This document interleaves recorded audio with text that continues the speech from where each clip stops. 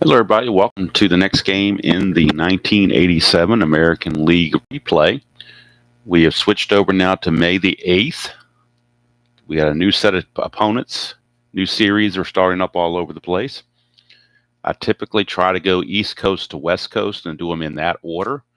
So we're in Boston, Fenway Park. The California Angels have made the trip east from Anaheim, and they are going to be visiting the Boston Red Sox here at Fenway, a rematch of the 1986 ALCS.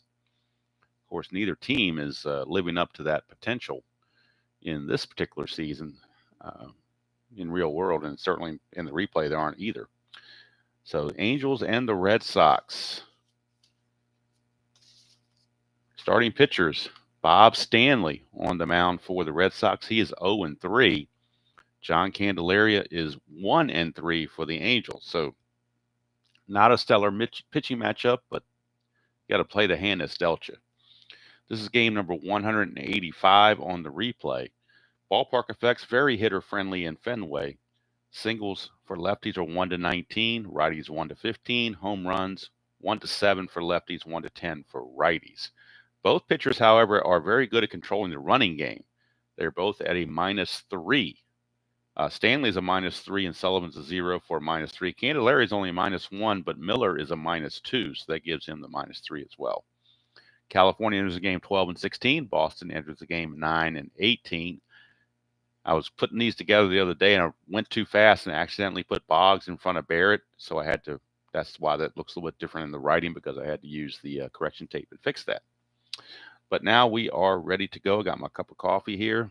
Monday morning, Memorial Day, honoring those that gave the ultimate sacrifice for our freedoms.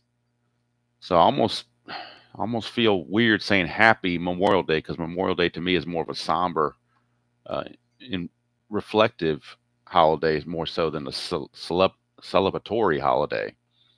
But it's a national holiday, so we get a day off and we get to the freedom to do things like this. So that's what we're going to do.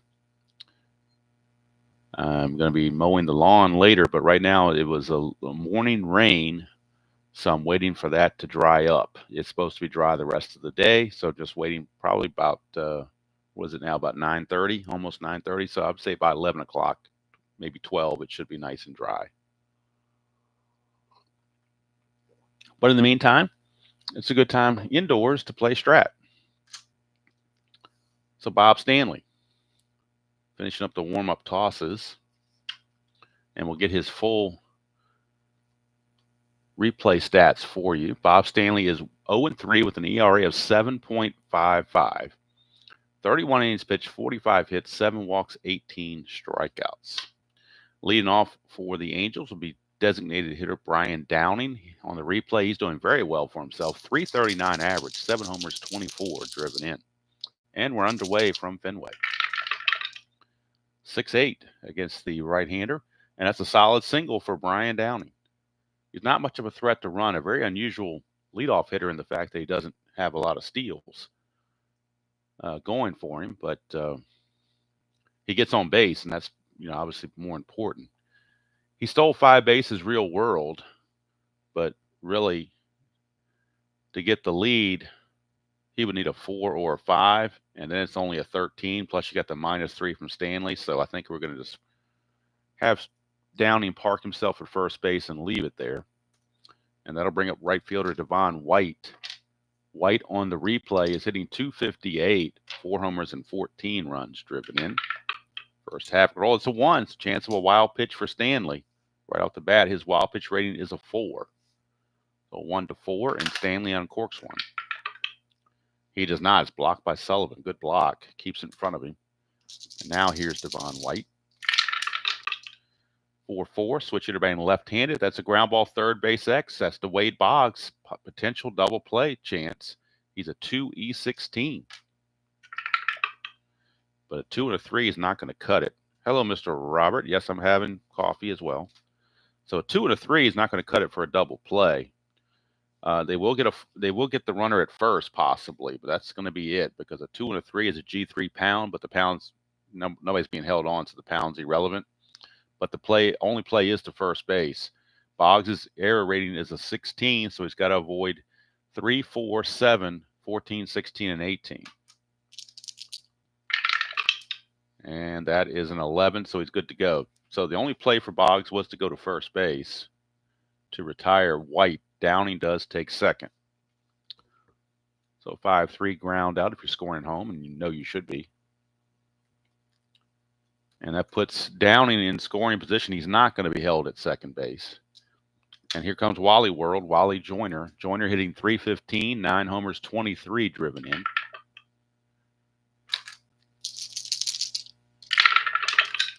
It's a 4-9 against the lefty. That's trouble. 1 to 4 is a triple. That's an 11. It'll be a double.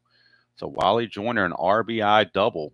Downing will score easily from second base, and the Angels grab a 1-0 lead. That's RBI number 24 for Wally Joyner.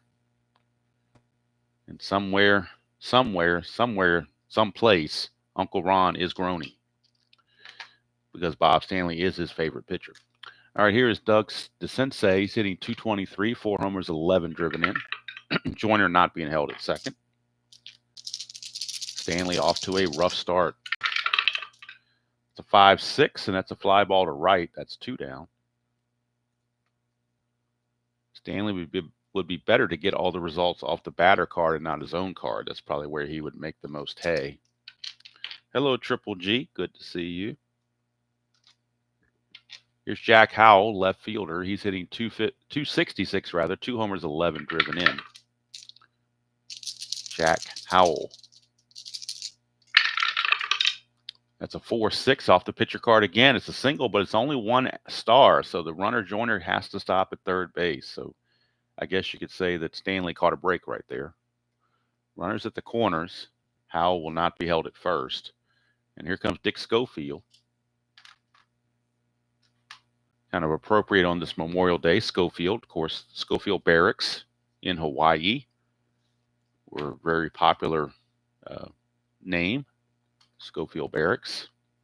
So Dick Schofield will lead off, or not lead off, but come to the plate. He's hitting .231, a homer and 11 driven in. Hit .251 real world. So he's a little bit off on his game at the moment, but facing Bob Stanley could get him just right. 1-8, and it does. How about that? But it's on his own card. 1-8, 1 to 3 is a double. That's a 7. It's a single 2 stars. It's going to make it 2-0 California. Howell will motor over to third base. Scoring easily from third is Joyner. And we got a 2-0 ball game here in the top of the first. And John McNamara not a happy camper right now. Schofield actually might be looking to get a lead here. Needs a 4 or a 5 to obtain the lead. If he obtains the lead, he's almost guaranteed to steal. 6, he cannot obtain the lead, so he will hold. And here comes Gary Pettis, center fielder.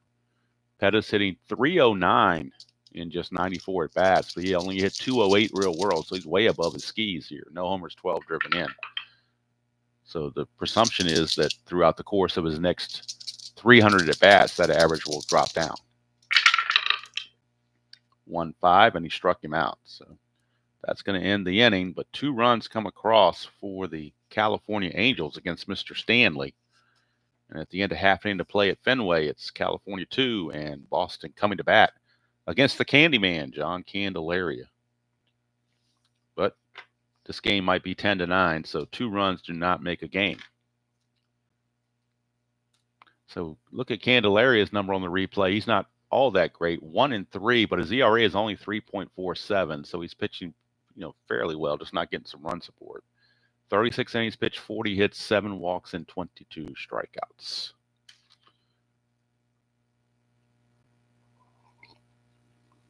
And since you're here, Robert, I was going to ask you what I did check a little bit on the video. It was a 2-hour some video, so I couldn't hang around for long.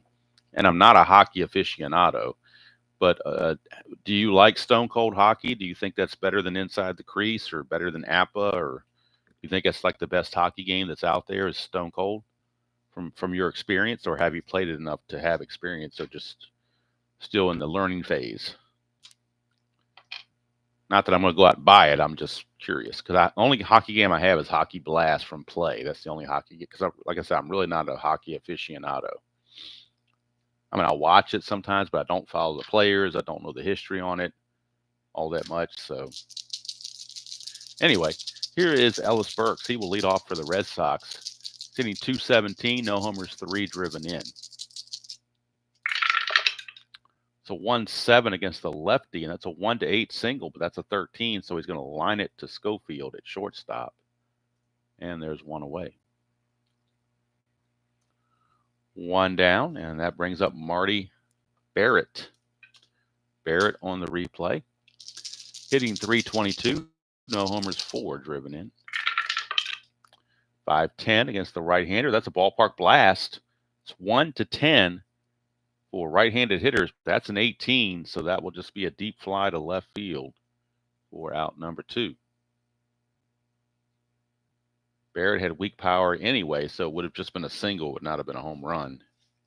And that'll bring up Wade Boggs, 2 outs, bases empty, but Boggs doing Wade Boggs stuff, hitting .339, 6 homers, 11 driven in. And oddly, only 11 runs batted in on 6 home runs, so tells you what kind of struggles the Red Sox other hitters have been having. 3-7, and that's a walk. I'm sorry, looking at the lefty. It is still a walk against the lefty. Not a bad idea walking Wade Boggs, actually. No threat to run, obviously. And here's Jim Rice. He's back from injury. He's been out for a little bit, but he's back in the starting lineup, and he's hitting .351, 3 homers, 17 driven in, and 77 at bats. So Rice looking to pick up where he left off, basically. 1-5, but he's going to fly to center, and that's going to end the inning. So Candelaria gets through it unscathed. At the end of 1 complete, it is Boston trailing the California Angels 2-0. And Bob Stanley's got to regroup and try to keep his team in the game. He doesn't want this game to get away from him early if he can avoid it. Got to be more precise than he was in the first inning, that is for sure. All right, here is next man up, and that is Darryl Miller doing the catching. Miller on the replay hitting .204, no homers, 4 driven in. He hit .241 real world. That's a 2-5. Oh, something didn't come. Oh, it did come through. Never mind. 2-5, and that's a pop out to short. So he popped it up to short. And Romero makes the easy play, 1 away. And here's Mark McLemore, second baseman. He's hitting .244, 2 homers, and 17 runs driven in, hit .236 real world. So he's pretty much right on line. 3-10, and that's a 1-out walk to McLemore, and McLemore is going to be looking to get the lead. He needs a 4, 5, or a 6 to get the lead. And he gets the lead with a 4. So McLemore has stolen 2 bases so far on the season, going for stolen base number 3. It's a 1-18, being held as a 16, but then the -3 is a 1-13. So 1-13, and he will steal it. And he does. Stolen base for McLemore. So McLemore steals his 3rd base of the season. And that'll take us to the top of the order and Brian Downing. McLemore runs at a 16. He is being held at second base to try to keep it close. Okay, that's fair, Robert. I mean, I know Mr. Gardner loves it, but he's a hockey guy too. So, you know, I don't. And hockey and football are just so hard to try to stream because the games are so freaking long. I mean, you can't get it's going to be you'll be looking at least 2 hours to do a game, whereas in baseball you can do it in about 45 minutes if you get a good game going. All right, here's Downing. 3-6 against Stanley, and that's another walk. So Stanley, all of a sudden, some control issues. That is his 2nd walk of the inning and of the game. So here comes Devon White. Chance for a double play, perhaps. Hello, Colin. Chance of a double play, perhaps, for Stanley. He desperately needs one. 4-5. It's ground ball second base C, though, so it's just going to be runners advance. So ground out. The out's made, but everybody's going to move up into scoring position with 2 outs. Brings up a clutch situation. for Mr. Wally Joyner. First base is open. They could walk Joyner and pitch to the sensei, and I think that's what they're going to do. They're going to take the bat out of Joyner's hands and give him the free pass. Could be a little dangerous with the control problems that he's been having, but the sensei, not the hitter that Joyner is. So they're going to take the chance, righty on righty, they can do that.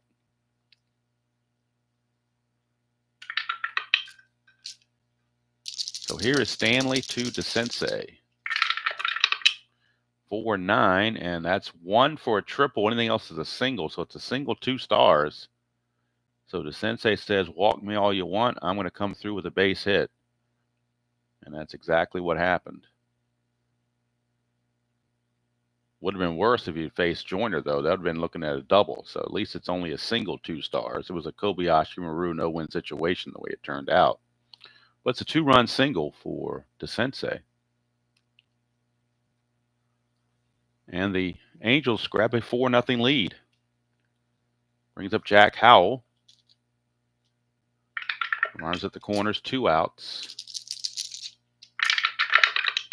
That's a 1-5, and that's another walk for Stanley. That's his 4th walk of the inning. 1 was intentional, 3 were not intentional. So now the bases are loaded again. And we're looking at Dick Schofield. Bases loaded, 2 outs. Stanley having a rough time getting that 3rd out. Boston bullpen could be called upon early. Now, everybody had a game off yesterday because they were not scheduled. The only ones that were scheduled were the Twins and the Orioles. Everybody else got the game off, so the bullpen's rested for Boston. So they have plenty of arms to go to if they need it. Oh, that white die didn't make it. So then they're probably going to need it the way Stanley's going. So we'll redo this one. 5-9, but he flies to center to end the inning. And 2 runs is what the Angels end up with. They take a 4-0 lead as we go to the bottom of the 2nd here at Fenway. But Boston can score runs. It's just they can't stop anybody else from scoring. That's the problem. Angels do leave them loaded. Don't know if that'll come back to bite them later or not. Hello, Frank. Good to see you. All right, here's Don Baylor, designated hitter, Mr. Hit by Pitch. And he is hitting .230 on the replay. 4 homers, 15 driven in. Hit .245 real world. That's a 1-6 against the lefty. He's going to ground it to DeSensei at third base. 1 away. And that'll send up Dwight Evans, Dewey Evans, right fielder. On the replay, Evans is hitting .301, 6 homers, 20 driven in. He hit .305 real world, so he's right on track. .210, and that's a solid single against the lefty Candelaria. So Dewey Evans with the single. He will not go anywhere, not be held. And here's Billy Buckner. Moved way down the order against the lefty. He's hitting .280 on the replay, a homer, 14 driven in. He hit .286 real world. Nothing on the habit. Hello, Mike. 4-12, lefty on lefty. Is a ground ball first base C, so the runner Evans will take second base. The first baseman, in this case, Joyner, had to range for it. His only play was to have Candelaria covering, which he does for a 3-1 putout. And going to second base is Mr. Evans. So 2 outs, runner in scoring position, clutch situation for Ed Romero. He loses a hit on the 2-3 in the clutch. Anything else he's neutral on. On the replay, Romero's hitting .378 in 74 at bats. He only hit .272 real world, so he's definitely gotten off to a good start. Of course, that could average out later on. We shall see. 2-10, and that's going to be a ground ball to short, and that's going to end the inning. So Candelaria gets out of it with no damage. At the end of 2, it's Boston trailing the California Angels 4-0. First game on the May 8th schedule block, game number 185 on the replay. Tonight, we will be on Inside Pitch. We'll be at Shea Stadium, the 1977 every game replay, everyday replay, or whatever you want to call it.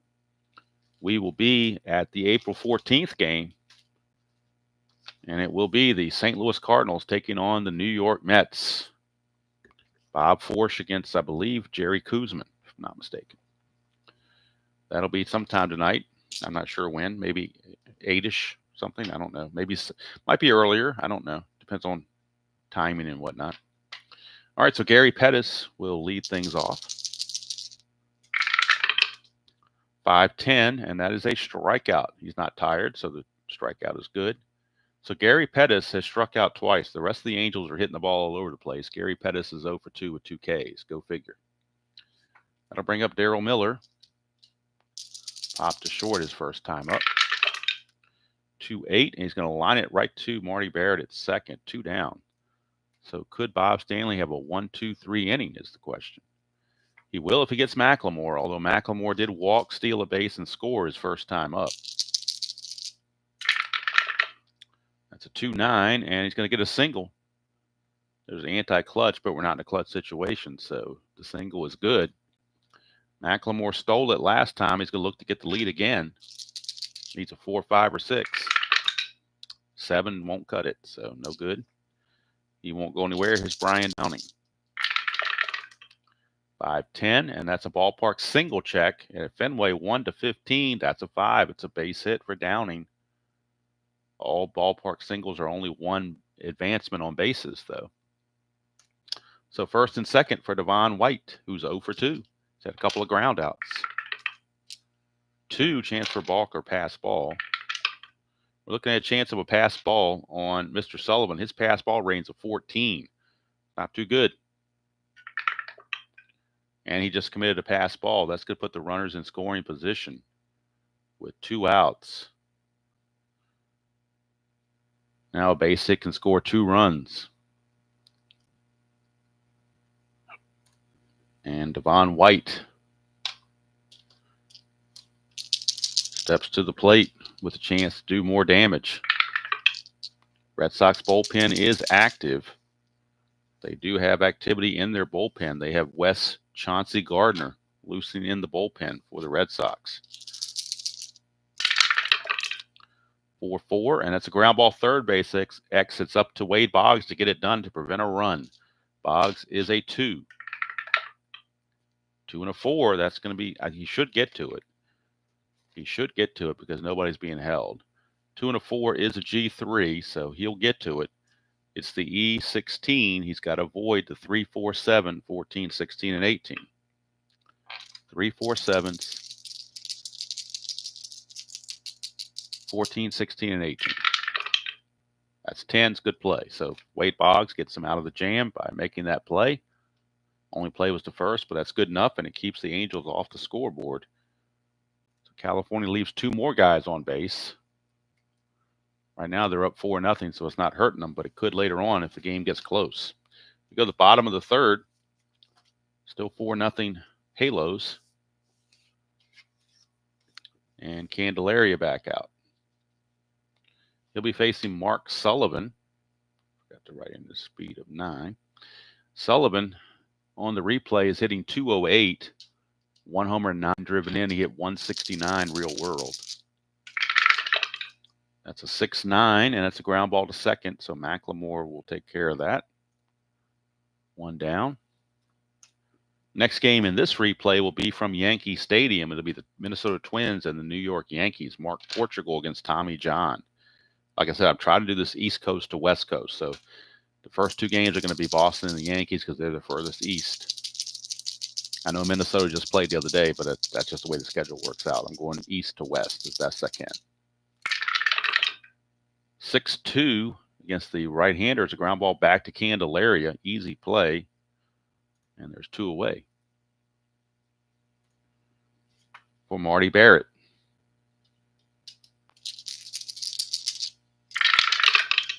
5-4, and that's a fly ball center field X. That is Mr. Pettis. You know he's going to get to it with the 1. We're just checking the E10. So as an E10 center fielder, he has to avoid 3, 4, 14, 16, and 18. So 3, 4, 14, 16, and 18 are the numbers he needs to avoid as an E10. And that is a 10, so he's good to go there. No problems. Pettis will make the catch, and the inning's over. 1, 2, 3 go the Sox. At the end of 3, it is 4-0 Halos. Due up for the Angels, it'll be Joyner, DeSensei, and Howell against Stanley, who's still in there.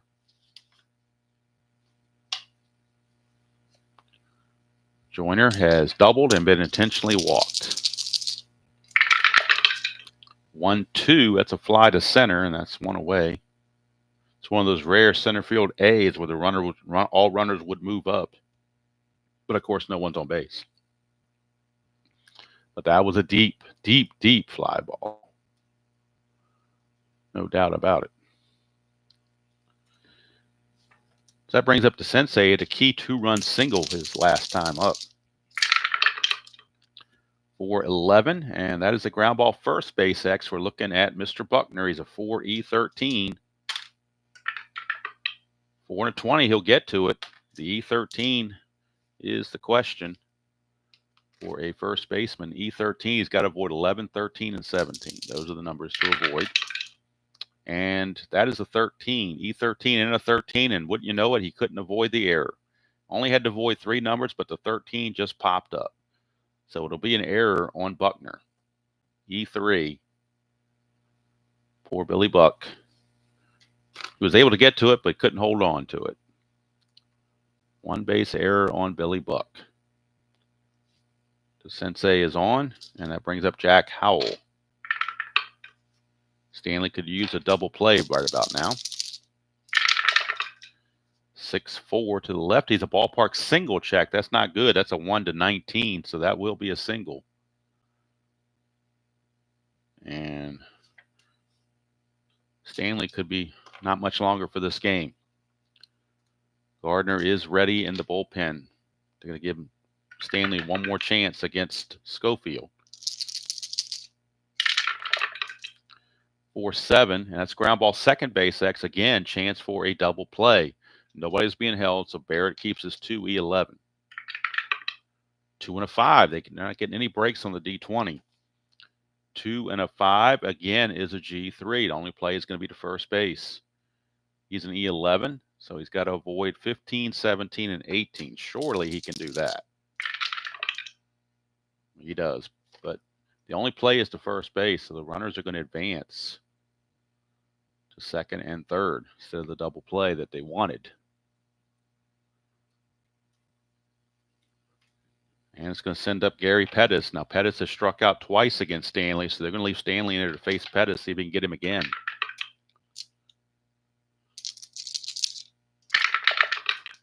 It's a 1-9, and he walks Pettis. That's going to load the bases for Miller. And that's going to be it. John McNamara has seen enough, and Bob Stanley is out of there.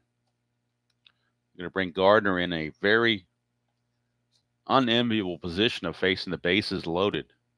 But there are 2 outs, so all he has to do is get 1 out, and he's going to be okay. So we'll get the numbers on Gardner, as Bob Stanley just did not have it on this Memorial Day. So we go to the bullpen. Call to the bullpen for Mr. Gardner. No relation to Dave Gardner, I assume. So Wes Gardner comes into the game 0-0 with no saves, an ERA of 8.59, 15 innings pitched, 24 hits, 8 walks, and 12 strikeouts. So a tough time for Wes Gardner to get in here, but he's being asked to get that third out and prevent any runs from scoring. Miller, the batter, against Gardner. 5-8, and that's a strikeout, so Gardner did the job. 5-8 was a strikeout, and that's going to end the inning. So McNamara pulled the plug at just the right time and got out of the jam. So now we can close the book on Stanley. He goes 3 2/3. We'll go to the Strat computers just to get the official totals so that I don't make a mistake. The official totals on Bob Stanley are not pretty. 3 2/3, 8 hits, 4 runs, all earned, 5 walks, and 2 strikeouts. So definitely not a stellar outing by any means. And John Candelaria back out, enjoying a 4-0 lead. He'll be facing the heart of the order, though, Boggs, Rice, and Baylor coming up for the Red Sox. Boggs, Rice, and Baylor are due up here in this bottom of the 4th.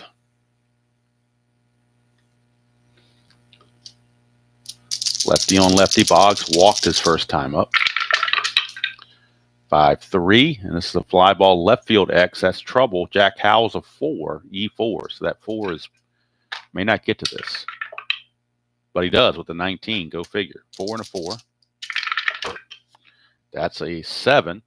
I think you should be okay with that. 4 and a 4 for left fielder. What errors are there? Just 3, 4, 15, and 18. So the 7 is good, and it's a good play for Jack Howell. Howell is out of there, and here's Jim Rice. 6-5, and that's trouble for Candelaria. 1-3 is a triple. Anything else is a single. So it's a 1-out single for Jim Rice. Just the second hit of the game for the Red Sox, where the Angels have had 8 hits already. Rice not going to be held. Here's Don Baylor. 6-7, and that's a single to left field. That's going to put runners at first and second, down 4-0. You're not taking any chances on the base pass. It's definitely a James Brown living in America station to station game. All right, here is Dwight Evans.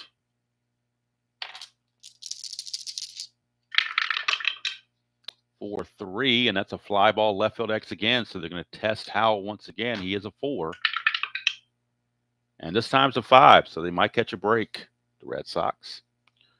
4 and a 5 is a single 2 stars. That'll put a run on the board as Rice will come around to score. Baylor will take third.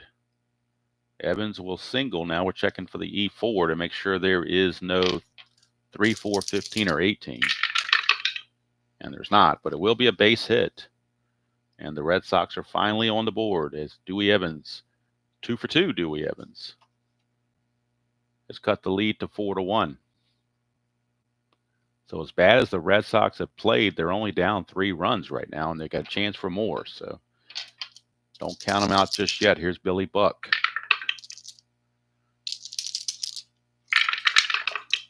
3-3, and that's a pop out to short, though. That's not going to help the cause. Can't get the runner home with that. They were at least looking for a sac fly, but it didn't come out the way they wanted. And now it's up to Ed Romero in the clutch. Again, he loses a hit on 2-3. Everything else he's neutral. Is Romero. Big runner at third base, cut the lead in half with a base hit. 2-11, and he's going to strike out. Boy, talk about not coming through in the clutch. He didn't. That's the first strikeout for Candelaria. He minimizes the damage to 1 run. So at the end of 4, it's California 4 and Boston 1.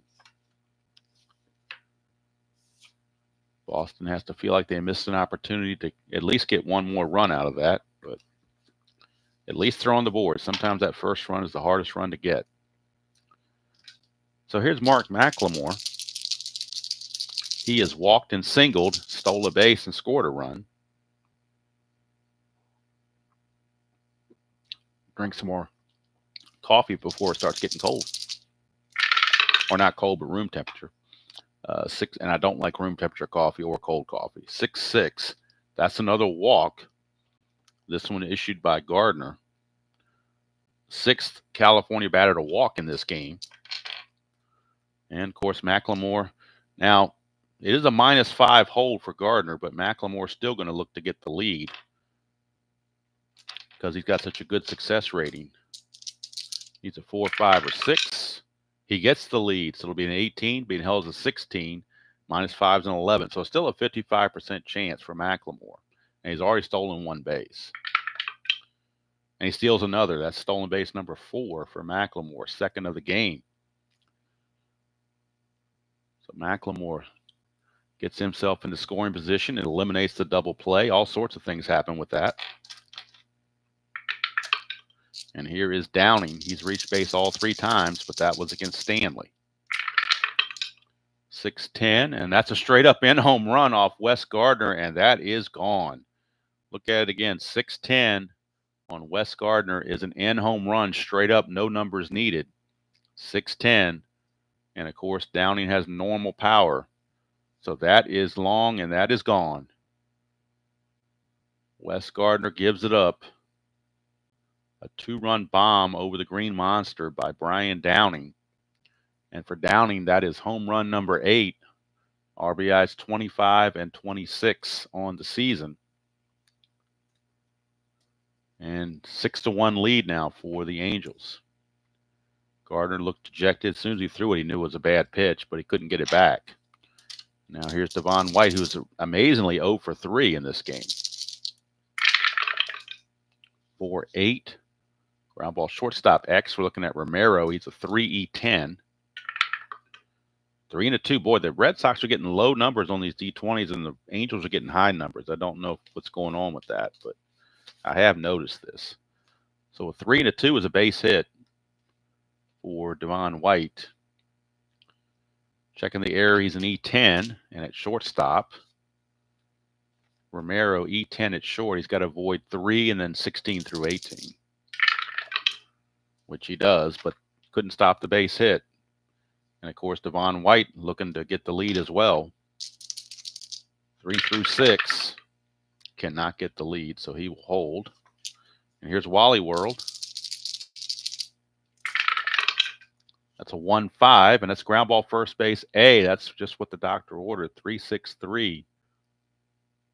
So the doctor ordered for the Red Sox and Gardner to minimize the damage. 3-6-3 double play clears the bases.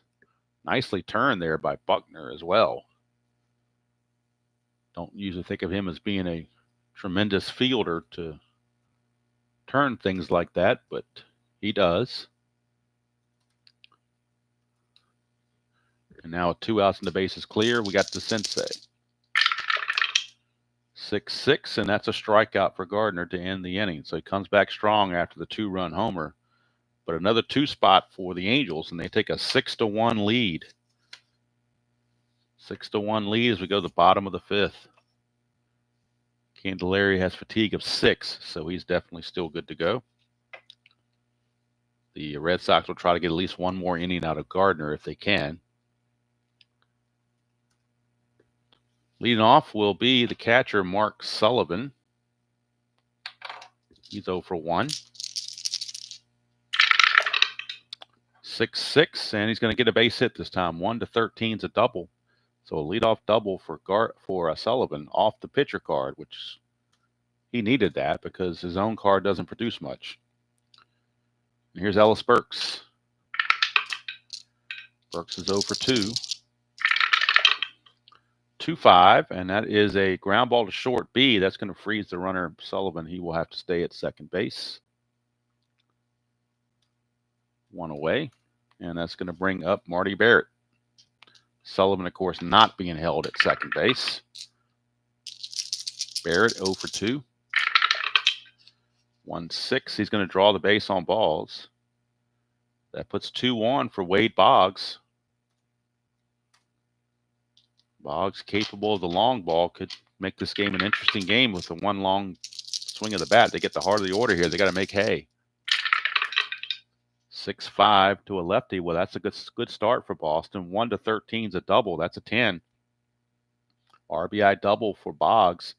With 2 stars, Barrett has to stop at second base, but it is an RBI double for Wade Boggs. Cuts the lead to 6-2. And now you got Jim Rice at the plate. Infield for the Angels is back, leading by 4 runs. 3-6, and that's a single. That's an anti-clutch, but there are not 2 outs, so the single will stand to center field. Boggs doesn't run all that well, so he will hold at third base, but it's an RBI single for Jim Rice, and now runners are still at the corners, and it's now a 6-3 game. For Don Baylor. Tying run is at the plate in Don Baylor. Now the Angels have to worry for the first time. 6-7, and that's a single to left field for Don Baylor. Boggs will score. Rice will stop at second. 3 runs in the inning. It's now 6-4. Now the Angel bullpen starting to stir, as Candelaria is starting to lose it a little bit.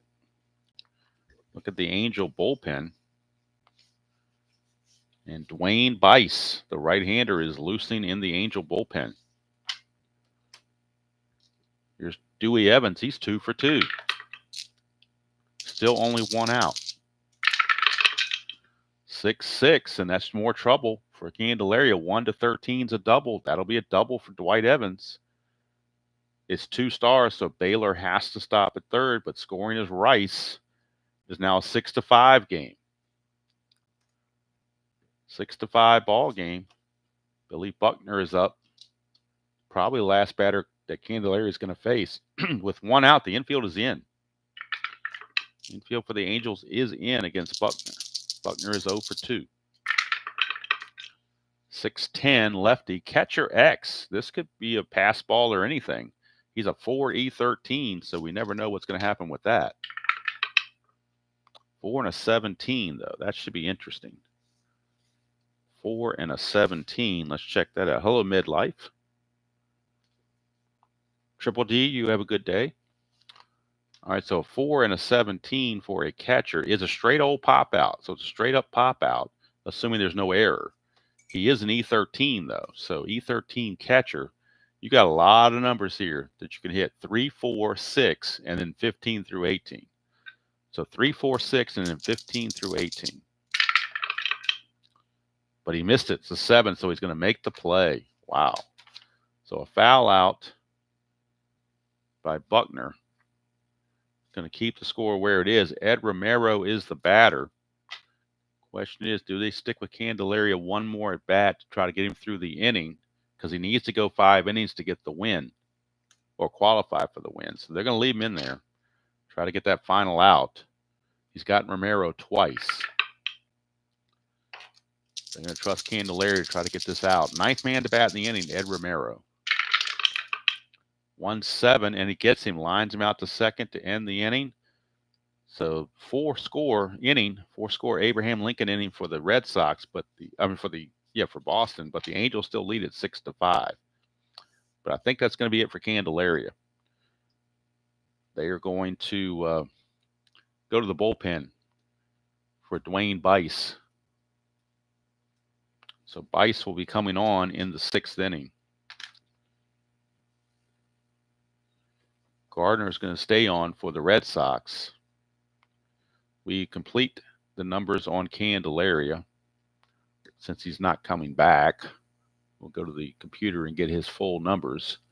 What started out as a good outing now has turned to a mediocre one. But he's getting the run support this time, so it may work out to his advantage. He is the pitcher record for a win. 5 innings pitched, 9 hits, 5 runs, all earned. 2 walks and a strikeout. So very, very mediocre. And Dwayne Bice will be the new pitcher coming on in the bottom of the 6th. Right now, it is the Angels coming to the plate. It'll be Jack Howell, Schofield, and Pettis to take on Wes Gardner.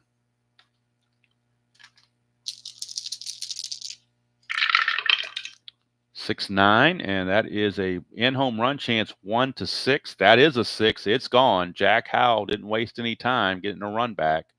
Gardner 1-6 on an in-home run on a lefty 6-9, and that is a 6. And of course, Howell has normal power. It is gone. Jack Howell goes deep. Home run number 3, RBI number 12 for Howell, and it puts the Angels another run in front, 7-5. And here's Schofield. 3-10 for Schofield. It's a split chance. 1-14 is a single. That's a 12. It would have been a fly to center in advance, but in super advanced, he gets the hit. And now for the Red Sox, their bullpen is going again. And right-hander Steve Crawford is loosening in the bullpen for the Red Sox. He would be coming on If Gardner can't make it through the inning, it would be Steve Crawford. Pettis is your batter. 2-3, and that is a ground ball, second base A. That's going to be a double play. The infield was not in, so obviously the plus doesn't matter. So it's going to be a 4-6-3 double play, just what Gardner needed to help him out and maybe get him through the inning. 2 out, space is clear now for Darryl Miller. 7-5 California here in the top of the 6th. 4-6, right-handed, struck him out, and that's going to end the inning. And I think that's going to do it for Gardner. We complete the numbers on Gardner. He's going to go, well, let's get the computer and get the official without me having to do the math on it and possibly get it wrong. So we'll go to the box score and let the computer tell us what Wes Gardner did today. 2 1/3 innings, 4 hits, 3 runs. So obviously not the best outing in the world. 1 walk, 3 strikeouts. He gave up 2 long balls, 1 to Downing and 1 to Howell. 7-5, favor of the Angels. Bottom of the 6th we go. New pitcher for the Angels will be Dwayne Bice. And we'll get the numbers on Dwayne Bice on the replay.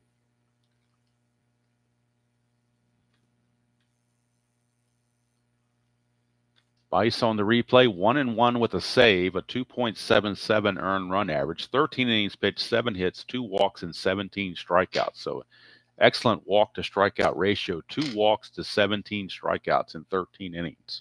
I'd say that's pretty good. Hello, Mr. Phillip. Good to see you. 7-5 California, bottom of the 6th. We're not in the 7th inning yet, so no pinch hitting. Sullivan will have to swing it. Although, well, he did hit a double last time, but that was off the pitcher card. Actually, we are going to make the move because the Angels made the move first. So when they bring in a pitcher that's the same handedness, I'm going to lift that rule just for that purpose. So we're going to allow a pinch hitter, and it's going to be Rich Gedman, and Gedman will stay in the game to catch. Since they brought in a righty to face a righty, I'm going to lift my normal 6th inning ban or 7th inning ban and start in the 6th inning. That rule is just mainly to not pull a bad player after like 1 at bat and try to get the better players in there. I'm trying to get the at bats to come out close to the same while still trying to help the team win. So Gedman will pinch hit here in the 6th and stay in the game to catch in the 7th. Rich Gedman.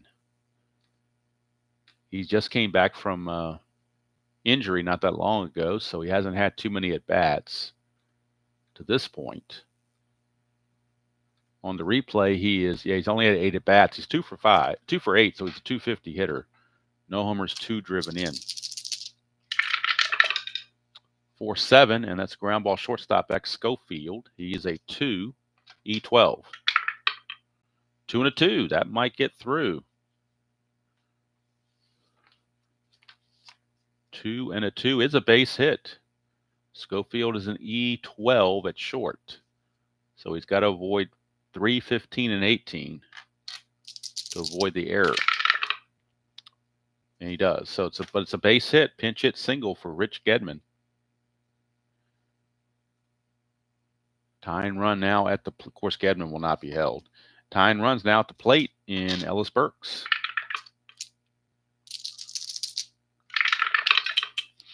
1-6, and that's a split chance. 1-3 is a single, but that's a 16, so he lines it to Schofield at shortstop. We're 1 away. And that'll send up Marty Barrett.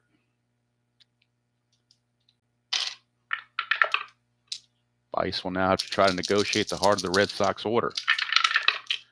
2-7. Ground ball third base A. I think he negotiated it pretty well. That's going to be a 5-4-3 around the horn double play. And just like that, the Red Sox are done here in the 6th. We go to the 7th. Score still 7-5 California. Rich Gedman will now come in the game to catch officially on the computer. So he is there. And the new pitcher will be Steve Crawford for the Red Sox. He will be coming in place of Gardner. It'll be Crawford. Vice, of course, has 3 innings of relief in him, so he's definitely coming back. Crawford a -4 holes. So it's good holes for these pitchers, but doesn't matter if you can't keep the guys off base. He'll be facing McLemore, Downing, and White to lead off the top of the 7th. Crawford on the replay, 1-2 with a save, 2.84 earned run average, 19 innings pitched, 22 hits, 11 walks, and 15 strikeouts. Honestly, in the replay, he has been the best reliever by far for the Red Sox. So they're bringing in the best they have to try to keep it close. 2-5, and that's a leadoff walk, not what they wanted to do. Third walk drawn by McLemore, and he's stolen 2 bases. However, that -4 from Crawford might be a little bit, because that would be a -6 if he got the lead. Well, you know what? I think they're going to do it anyway. He stole on the -5, so why not try to steal on the -4? He's got to get the lead, though. 4, 5, or 6. If he doesn't get that, it's irrelevant. And he does not get it, so all a moot point. Here's Brian Downing.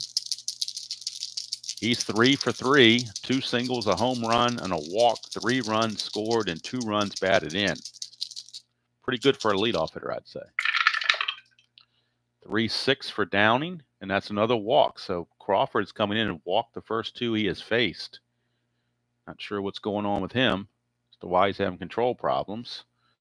But now he's got to deal with Devon White. Nobody out. Runs at first and second. They need another double play.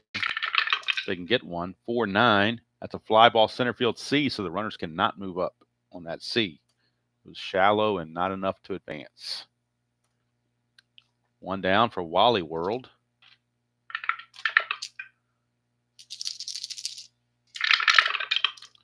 .610 left-handed. That's a ground ball third base X. Once again, Boggs has a chance for a double play, but every time we rolled this D20, it's come up low, and some plays have only been to first. They're looking for a high number here to turn double play.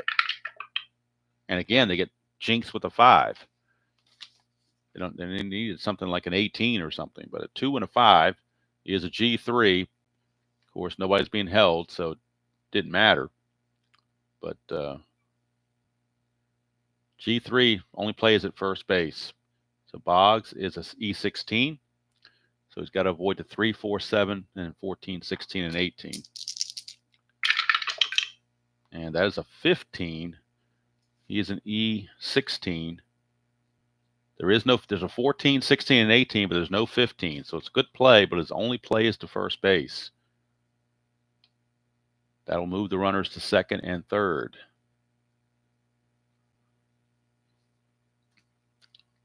In a clutch situation once again for Doug DeCinces. He had a 2-run single back in the 2nd inning after Joyner was intentionally walked, but you got Howell on deck, and he's 3 for 3 with a home run, so you're not going to walk DeCinces to pitch to Howell. You're going to go after DeCinces all the way. Crawford trying to get out of it. 4-3, and that's a pitcher X.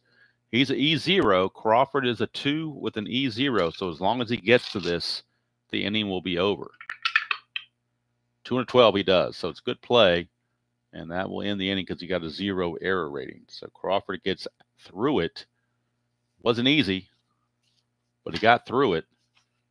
And at the end of 6.5, it is still California 7 and Boston 5.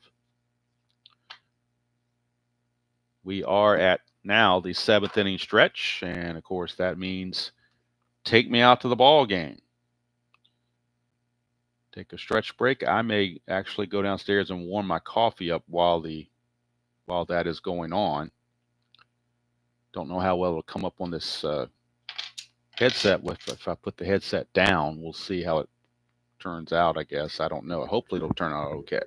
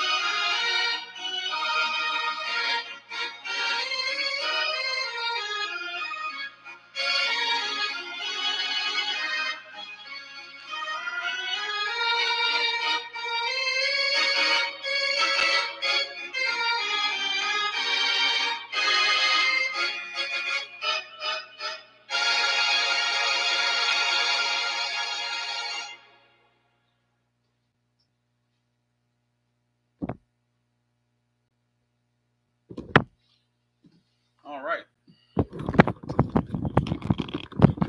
That timed out just perfectly. I was able to go warm up, zap up my coffee for 30 seconds, and hopefully that will get me through the rest of the game. But that was hopefully a good use of that time. All right, bottom of the 7th we go. Dwayne Bice will be in there facing Wade Boggs. Jim Rice and Don Baylor, heart of the order.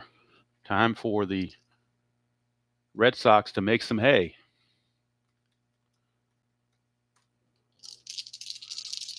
Boggs on the game. 1 for 2 with a double and a walk and a run scored. 2-3, and that's going to be another walk. And that's what you need. You're down by 2. You need a base runner, bloop and a blast, or a walk and a blast in this case. So Jim Rice is capable of the blast, no question about it. He's 2 for 3. 6-9, though, is going to be a strikeout. So Bice gets him. 1 down. And here's Don Baylor, Mr. Hit by Pitch. He's 2 for 3 on the game. 3-6, and he's going to hit a ground ball to short. That's an A. It's another double play. 6-4-3, second double play in a row in 2 innings. The last 2 innings have been double plays by the Red Sox that have killed rallies. And that's going to do it. We go to the 8th rather, and it's still 7-5 as Don Baylor hit into the tailor-made double play. 7-5. Top of the 8th, Crawford back out. We'll be facing Howell, Schofield, and Pettis for the Angels. Howell, Schofield, and Pettis due up. 1-6 is a strikeout, so Crawford gets him. 1 down, and that's going to bring up Schofield.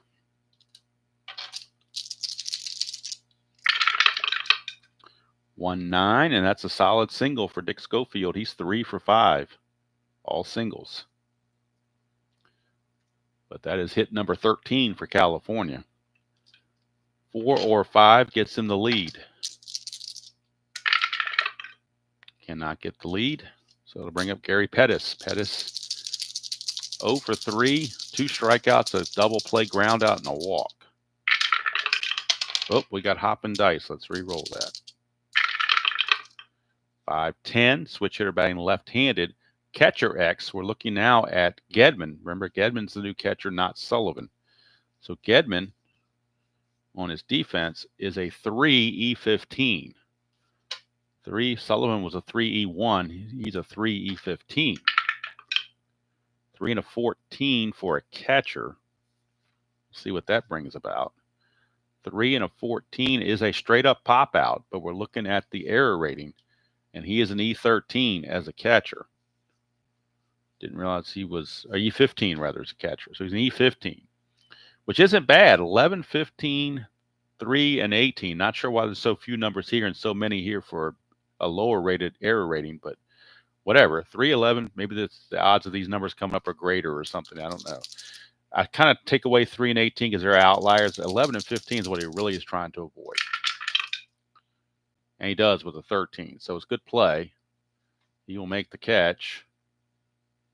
And there's 2 away. It's a good play for Mr. Gedman.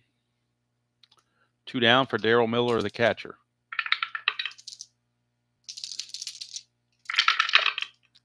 $112, and that's a oh, look at that against Crawford. Whoops, my little score sheet there got messed up.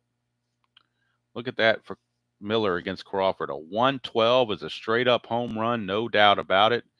Don't need to check anything else. It's a straight up 112, as someone once said, clean as a baby's butt. 2-run home run for Daryl Miller. And now it's a Dolly Parton 9-5 game.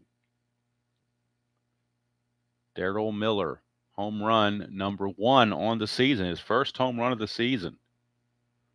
RBIs 5 and 6. He hit 4 home runs in 108 at bats, but 112 is right where it's hiding. Is 112, and we got it. So 2-run home run makes the game 9-5, and Crawford will finish this inning out, and then they'll bring in somebody else to pitch the 9th. Here's McLemore. That's a 1-8 for McLemore. Grounder to second. It's going to end the inning, but another 2-run inning. The 4th 2-run inning for California. They are doing it with death by 1,000 paper cuts with all these 2 runs here. That's going to be it for Crawford. His day is done. Not sure who's coming in next, but they'll find somebody.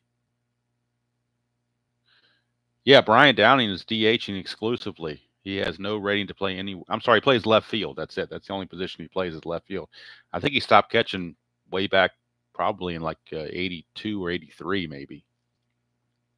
I don't even think when they played the Brewers in the ALCS in 82, they had Bob Boone catching at that point. So once they brought in Bob Boone, that moved Downing to the outfield pretty much exclusively. Let's see here. All right, so I need to get the numbers on Crawford from the computer. It is a 9-5 Dolly Parton game. Crawford goes 2 innings for the Red Sox in relief.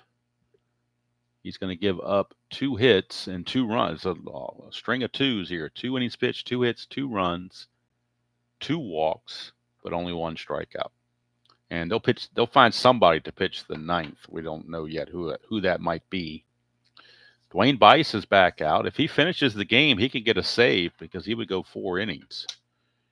But he's got to finish the game to do that, or he just gets a hold, and there would be no save, depending on how they want to play it. If you burn him for 4 innings, you got to rest him for at least 2 games after that. So, but I don't think they're worried about that. I think they're worried about winning this game. So here's Dewey Evans. 2-7, and that's a leadoff walk. Boy, there's been a lot of walks in this game on both sides. They've already combined for 24 hits and 14 runs, but there's been walks abound as well. And with that walk, let me look up on the Strat computer and get a total for you real quick. With that walk that was just issued, we have had a total of 12 walks in the game. 8 by the Red Sox, 4 by the Angels. It was Billy Buckner. So it has not been a cleanly played game at all. 5-4. That's a strikeout. That's pretty clean, though, from Bice. Struck him out. Buckner having a rough day. 0 for 4 for Buckner. He has not had a good day. That'll bring up Romero. He's 0 for 3. He's a 272 hitter, though. So, but he is 0 for 3. They're going to go to the bench. They're going to bring in Mike Greenwell to pinch hit for Romero. And then they're going to have Glenn Hoffman coming in catch. I'm sorry, coming in play short, rather. So Greenwell is going to be the pinch hitter. So Greenwell to pinch hit here in the 8th for Romero. And Hoffman will come in and play short in the 9th. So like I said, even though it's a American League DH game, you can still do some managing, just not as much. All right, so Greenwell, let's get the numbers on Greenwell. Greenwell on the replay is hitting .375 in 40 at bats. But out of 40 at bats, he's got 7 home runs. So he has been doing the long ball thing. 2-6, and he's got trouble here for Weiss. 1-4 is a triple. That's a 7. So it will be a double. A double, pinch hit double for Mike Greenwell. Evans, just because they're down by 4 runs, they're going to hold him up at third base. So runners are at second and third. Pinch hit double for Greenwell. Pinch hit double for Greenwell. Greenwell and Hoffman both run at a 12, so there's no benefit in pinch running at this point with both of those guys. Gedman is your batter. And in the bullpen for the Angels, Gary Lucas, a lefty, is loosening just in case Bice falters. Second and third, 1 out with a 4-run lead. The infield is back. They will give up the run to get that out. Here's Gedman. He had a pinch hit double. Pinch hit single back in the 6th. 4-6, and that's another strikeout for Bice. Boy, he's tough. Another strikeout for Mr. Bice. And that's going to turn it over now to Ellis Burks, who's 0 for 4 on the game. 272 hitter real world, so I don't think you're going to pinch hit for him. Going to give him a chance, although he is 0 for 4. But he's got a chance now to drive in 2 runs to get him right back in this game. A base hit gets him right back in the game. 2-7, but he strikes out. Boy, Ellis Burks, a rough outing, 0 for 5. Just like Buckner's 0 for 4, they're combined 0 for 9 with 2 strikeouts. And they leave 2 on base. And now we need to put Hoffman into the game at shortstop on the computer. And we're also going to bring in a new pitcher for the Red Sox as well. So Hoffman's in the game at short. That leaves bench players for Boston still remaining. Spike Owen, Danny Schaefer, and Dave Henderson. Those are the batters still remaining. For the Red Sox, let's see who they're going to bring in. They got a couple of choices. They've got Joe Sambito or they got Calvin Schiraldi, depending on who they want to bring in. Schiraldi has been struggling so much, so they're going to bring him in a non-impact situation, or what they feel is a non-stressful situation, see if he can work himself out of trouble and work his way back into pitching well. So Calvin Schiraldi will be on for the Red Sox. They just want a clean inning out of him if they can get it. Calvin Schiraldi.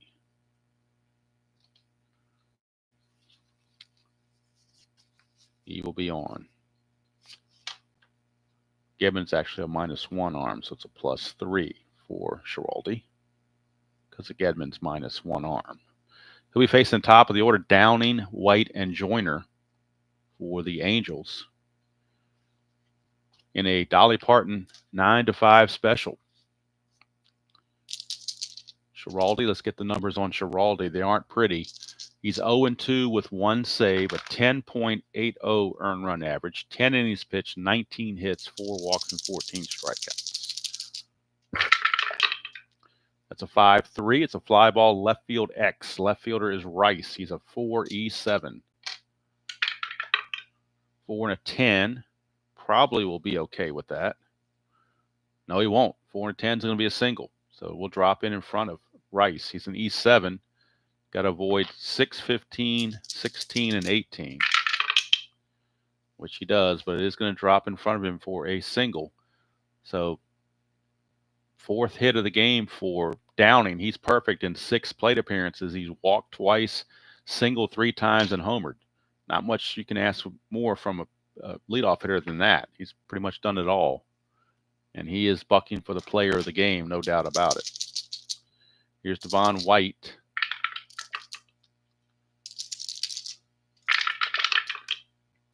(4-4) switch hitter batting left is a fly ball center field X. We're looking at Ellis Burks. He's a 2E5.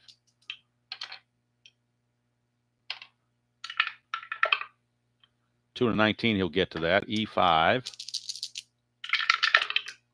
E5 and a 10 should be no problems, and it isn't. So fly to center, 1 away for Wally Joyner.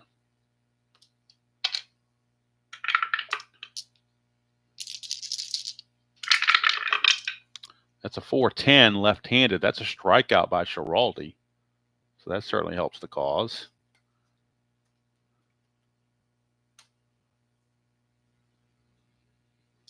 Here's the Sensei's ERA now up to date is 10.13. If he gets to Sensei, probably will push that ERA into single digits. But he has to get to Sensei. 1-4, and ballpark single is probably not going to cut it. That's a 1-15, so that is a base hit. So now he's got to get Jack Howell.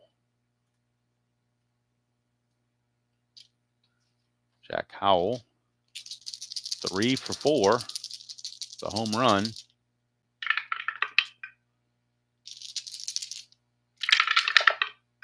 (1-8), and he struck him out to get out of the inning.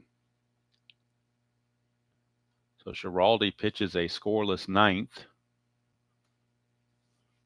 He's going to go 1 inning, give up 2 hits, no runs, and he did strike out 2. So we go to the bottom of the 9th, last chance for the Red Sox. Bice is going to come back out, see if he can finish what he started and go 4 innings for the save. If he falters just a little bit, they do have Donnie Moore and Gary Lucas both loosening in the bullpen. Marty Barrett will lead things off against Bice, and I do have the computer up scoring it, so if Bice gets fatigued, then we will know about it. This is the start of his 4th inning, so this is probably where he's subject to fatigue, but we'll see how he does. He's got to get through the heart of the order. Barrett, Boggs, and Rice. It's a 4-3, and as a fly ball left field X, we're looking at Jack Howell. He's a 4E4. Possibly should have put a defensive replacement in. 4-10. We'll see if he gets to it. 4-10 might be well, no, 4-10 is not going to do it. That's a single. And he's an E4, so he's got to avoid 3, 4, 15, and 18. And he does that, but it is a single for Marty Barrett. As Jack Howell just could not get to it. And we're not going to take him out mid-inning. We're not going to do a Reggie Jackson thing and pull him mid-inning. So he's going to stay in there to play left field. Here's Wade Boggs. Bice to Boggs. 3-8 for Boggs, and that is a base on balls. So how about that? They're getting to Bice here in the 9th inning, and now the bullpen is ramping up for the Angels. And now Bice is tired. He has officially reached fatigue, but they will let him pitch to Jim Rice. They give him one more batter. Jim Rice is your batter. He's 2-for-4. That's a 1. Chance of a wild pitch for Bice. Let's check his wild pitch rating. His wild pitch rating for Bice is a 5. No wild pitch. So he hangs on for that. Facing Rice. 4-6, and that is a strikeout and a big one for Bice. Struck him out. They're going to leave him in there against the righty Don Baylor as well. Till he gives up a run, they're going to keep him in there. Try to get that 4-inning save. 3-8, and that's another walk for Baylor. That's going to load the bases. Now you're thinking you almost have to pull him now because the tying run is at the plate and Dewey Evans. So that's going to be it for Bice. He just couldn't quite get the save that they wanted. But he did yeoman work getting them this far. And now Donnie Moore will be coming on to try to close the deal. Donnie Moore will be facing Evans. And then Buckner if it gets to that. But we'll bring in Donnie Moore and get the numbers on the replay for Donnie Moore. Moore on the replay is 1-1 with 3 saves, but a high ERA of 7.50. Only 6 innings pitched, 12 hits, 2 walks, 3 strikeouts. So Donnie Moore, bases loaded, 1 out, infield is back. They will give up the run to get an out. And if they can't turn a double play, they'll do that. So they're back for Dewey Evans. But 1 long ball ties this game. 1-6 and look, 1-5 would have been look at that. 1-5 would have been a straight up grand slam home run, but that's a 1-6. It's still going to be a double. Still going to be a double for Dwight Evans. He doubles. That will score Barrett and Boggs to make it a 9-7 game. Evans will stop at third. His run is irrelevant. Not Evans, Baylor, I'm sorry, will stop at third. His run is irrelevant. The run by Evans is the one that means everything. So a 2-run double for Dewey Evans, and all of a sudden it's a 9-7 game. And all these runners they left on base did California in the early innings might be coming back to bite them. Now, Bill Buckner has a chance to redeem himself. Billy Buck, chance to redeem himself right here.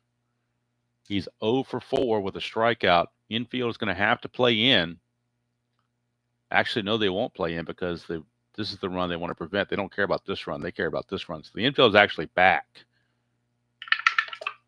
Infield, that's a 2, so chance of a balk or a pass ball. We're looking at a chance of a balk on Moore, but he's got a 0 balk rating. Infield is back. 3-9 for Buckner. And that's a ground ball, second base, A. So that will score the run, I do believe. Let me double check my chart, but I believe with the infield back and a ground ball A, that will be enough to score a run.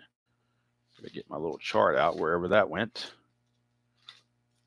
Got so much stuff in here, and there it is.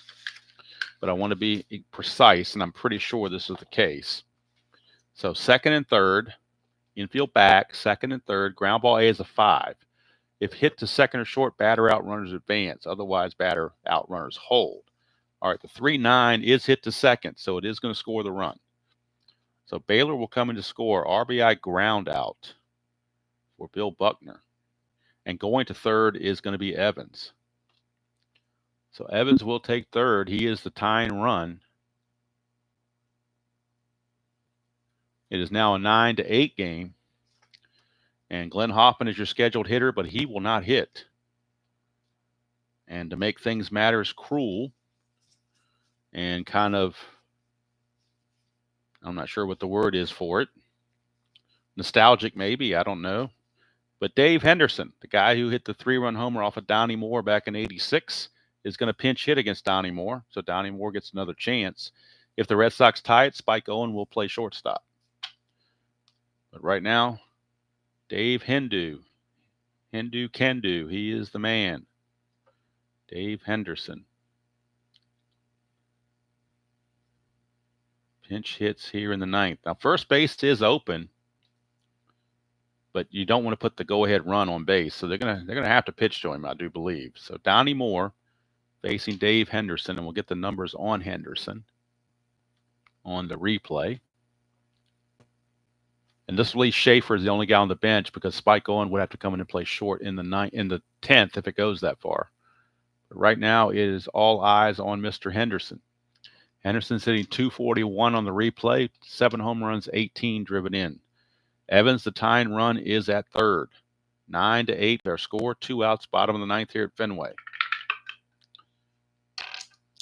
Moore to Henderson, rematch of '86. Moore against Henderson. 4-5, and that's an in-home run. Are you kidding me? 1-2 is an in-home run chance, but that's a 4. It'll be a double, and the game is tied. 9-9, 4 runs in the 9th inning. Donnie Moore can't hold it, and he will be relieved of his duties as Dave Henderson gets to him again. Dave Henderson does it again. So Spike Owen will come in and play short in the 10th. If it goes to the 10th, if the Red Sox don't walk it off, that is. Let's see. Owen runs at a 15, so he's better than Henderson. So they will pinch run him for Henderson right now because he's a 15 instead of a 13. And that way he's already positioned to take over at short as well. So the only guy left on the bench is Schaefer, but you're not going to pinch hit for Gedman, I don't believe, although the Angels are bringing in a left-handed reliever, Gary Lucas. I forgot to write in more here, didn't I? Lucas. All right, after the inning's over, I'll fill in all this because right now we still got a lot of stuff going on. Tying run at second, or the winning run rather at second base is Spike Owen. He runs at a 15. He runs at a 15. So if you hold him and Gedman gets a ground ball shortstop X somewhere, you can run into some problems. But I think you're going to have to hold him to try to keep him from getting a big jump to score. So let's go to the bullpen for Gary Lucas. Angels now are regretting leaving all those runners on base. It did come back to bite them in the end because this game should have been over. Gary Lucas, 1-0 with 2 saves, a 3.75 earned run average, 12 innings pitched, 10 hits, 6 walks, and 10 strikeouts. Winning run in Spike Owen is at second base with good speed. Lefty on lefty, Lucas facing Gedman. 4-4, and that's an in-home run chance, 1-10. That's an 18. It'll be a triple. Of course, we're not going to let Gedman get a triple because the run would score automatically. And there's your walk-off, a 5-run ninth inning. We'll give Gedman credit for a double. 5-run ninth inning for the Red Sox, and they come back and win it 10-9. This could be a candidate for Game of the Year, obviously, as the Red Sox pull it off and win it by the score of 10-9. 5-run bottom of the ninth. Unbelievable. It takes Bob Stanley off the hook for the loss. Obviously, takes the win away from Candelaria. We'll go to the bullpen. The loss will go to Donnie Moore. He is now 1-2. We'll get all the numbers. Bice went 3 1/3. 3 hits, 3 runs. They were all earned. 4 walks and 5 strikeouts. Donnie Moore, 1/3 of an inning, 2 hits, 2 runs, nothing there. Lucas didn't get anybody out. He faced 1 batter and gave up a double to Gedman. And so Schiraldi actually gets the win in relief. How about that? He gets a cheap win and goes to 1-2 on the replay. Calvin Schiraldi, 1-2. So now I got to figure out if the player can't give the player the game to Downey anymore because they lost. You got to give it to somebody else. I tell you, Gedman, he came in the 6th inning, got a key single, and it wasn't a key single, but that key double. But boy, there's other guys you could also throw in there in the mix. There's a lot of guys you could throw in the mix there. Not sure who to give the player of the game to. So as it turns out, we don't need that 10th inning there. So I can take that off there. We didn't need the 10th after all, like I thought we might. So final line score, 10 runs, 15 hits, and 1 error for the Red Sox. 9 runs, 16 hits, no errors for California. Angels left 14 runners on base. That was their bugaboo early on. I thought it would catch up to them, and it did. They left 14 runners on base. The Red Sox left 8. So look at the stats. Dewey Evans, 4 for 4. He is our player of the game. Single, double, walk, double. So Dewey Evans, and he was in the middle of this rally that won him the game. So Dewey Evans is your player of the game for the Red Sox. And yes, poor Donnie Moore took the loss, and Dave Henderson got to him again. So Red Sox fans are happy, I guess. Not so Red Sox fans are not very happy about it. But it's been a while since I've had a 5-run ninth inning comeback, down 9-5, come back, score 5 runs in the bottom of the ninth to win it. And Red Sox will now improve to 10-18. The California Angels drop to 12-16. So a wild one here at Fenway. And since we're playing it east to west, Next game in the replay will be from Yankee Stadium. It'll be the Minnesota Twins and Mark Portugal against Tommy John and the New York Yankees from Yankee Stadium. That will be the next game on the replay. That will probably be tomorrow night sometime. Tonight, if I have time, what I hope to do if I have time is the Inside Pitch 1977, April 14th game between the Cardinals and the Mets from Shea. But we'll see. I mean, you can plan all you want, and then life gets in the way. So you never know exactly what you're going to be able to pull off and fit in and whatnot. But that's my plan anyway. So thank you all for spending part of your Memorial Day morning with me. Hope you enjoyed this presentation of Strat-O-Matic Super Advanced. And again, this evening, assuming I can fit it in, we're going to have the Reds and the Mets from Shea Stadium. Inside Pitch. It's the April 14th game. And the pitching matchup for that game, I can verify, is Jerry Koosman